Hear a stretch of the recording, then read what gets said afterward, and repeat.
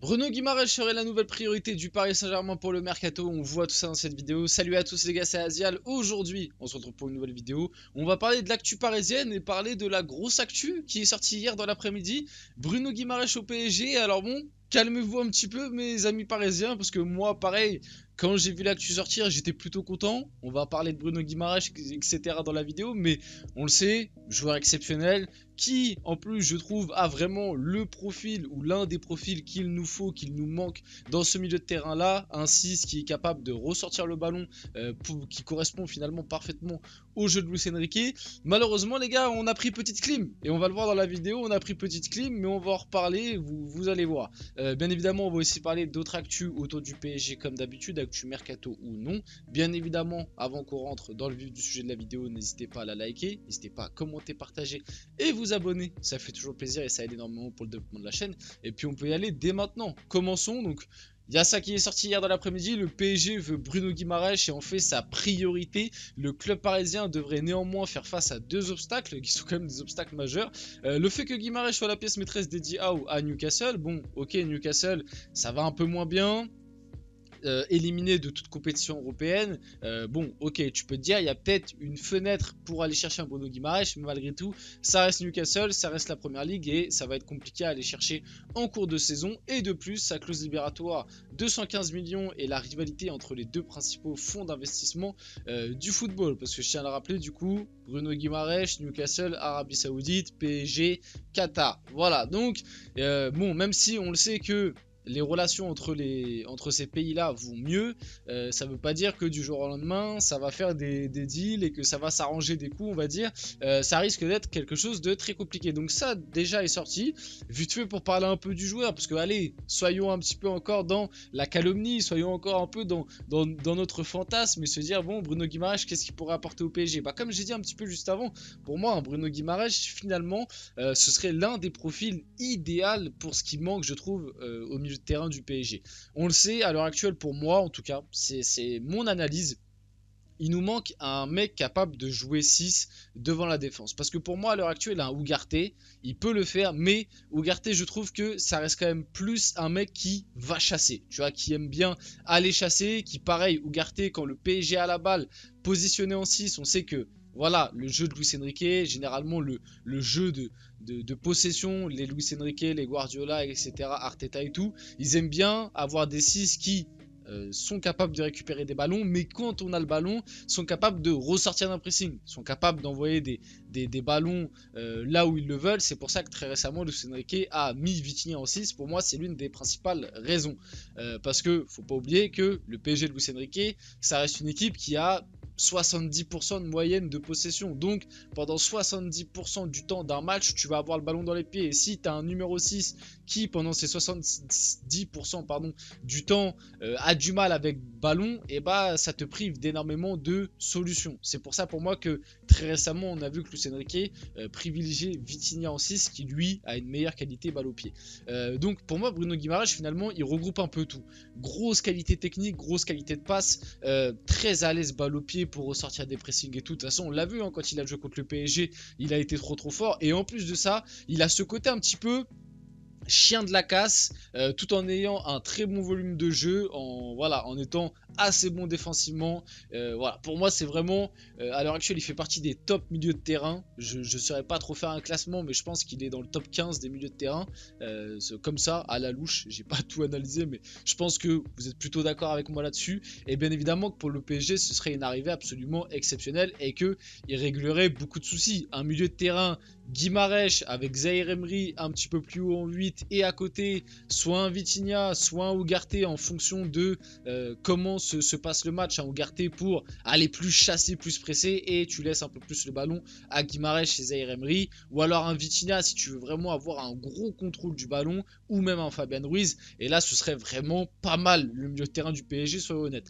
Mais bon, faut se faire à la réalité. L'info est sortie hier dans la soirée. Celle-là était sortie dans l'après-midi. Hier soir, on a pris petite clim.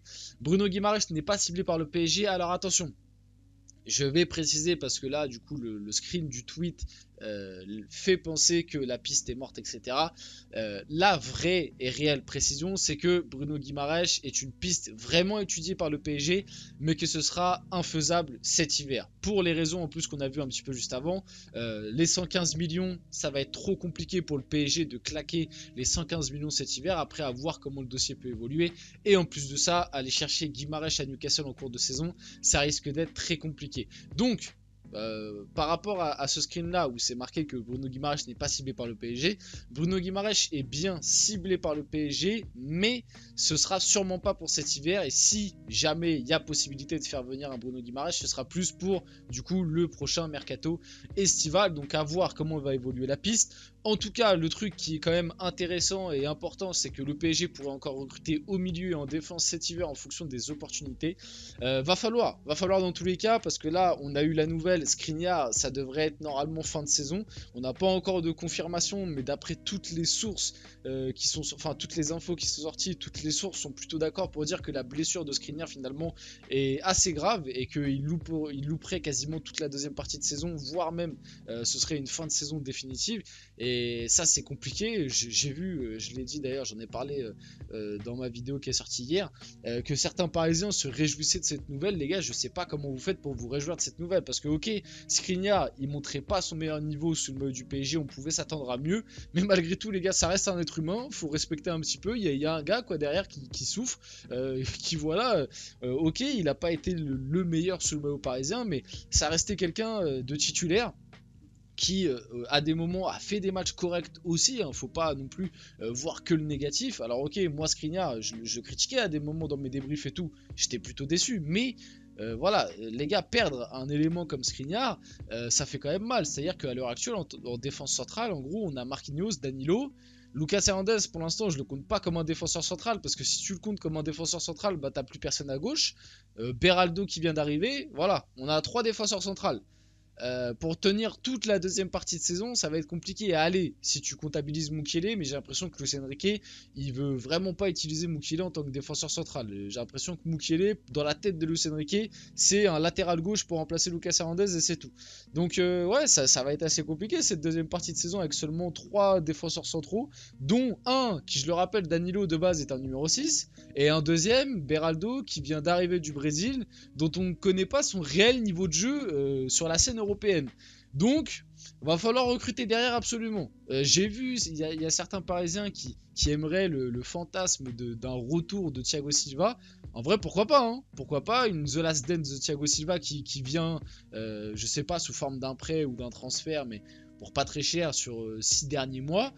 En vrai, pourquoi pas, ça se tente, même si j'aimerais quelque chose, on va dire, d'un petit peu plus confirmé, parce que bon, Thiago Silva c'est confirmé, mais le côté 39 ans et tout, ça me fait un peu flipper, même si avec Chelsea, en vrai, dans la plupart des matchs, il est plutôt bon. En tout cas, voilà, je pense que vous avez compris un peu l'idée, mais il va falloir recruter quelqu'un derrière. Et au milieu de terrain, du coup, si on peut pas prendre Bruno Guimaraes, bien évidemment, aussi, il va falloir prendre quelqu'un, on en avait parlé... On a parlé hier ou il y a 2 jours, je sais même plus. Calvin Phillips, ouais, moi je vous expliquais que j'étais pas trop chaud par rapport au montant du transfert, par rapport au côté anglais qui s'exporte, par rapport au côté même profil, que c'était peut-être pas le meilleur truc pour le PSG, même si déjà c'est un peu mieux que ce qu'on a. Un Calvin Phillips, malgré tout, je pense qu'à l'heure actuelle il vient au PSG, il apporte un truc, mais c'était pas le truc, c'était pas, on va dire, mon joueur cible numéro 1. À voir ce qui va se passer. Malheureusement, on a pris Beraldo, mais qui est out aussi. Donc, ouais, pour le moment, le mercato hivernal, ça pue un peu. Et on espère que ça va aller un petit peu mieux par la suite.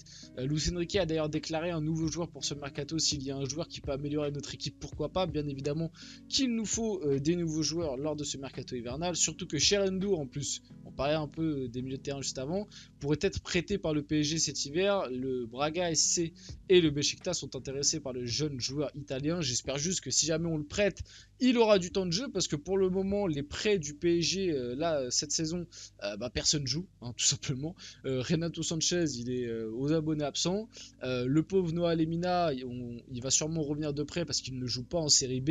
Je crois que Ismaël Garbi, c'est aussi assez compliqué. Donc bref, les prêts du PSG, pour l'instant, c'est plutôt catastrophique. Il n'y a que Xavi Simons finalement qui réussit plutôt bien.